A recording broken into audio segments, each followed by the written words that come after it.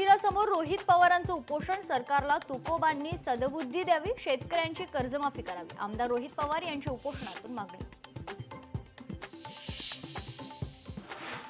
साताऱ्यात बनावट आधार कार्डाद्वारे मतदान. बनावट आधार कार्डानं मतदान तर नोंदणी करून मतदान झाल्याची माहिती. 12 दिवस होऊनही निवडणूक आयोगाकडून दखल नाही. ऐन दिवाळीतच सांगली शहरात पाण्याचा ठणठणाट. संतप्त सांगलीकरांचं पाणी पुरवठा कार्यालयासमोर आंदोलन. प्रशासनाकडून शहराचा पाणी पुरवठा बंद.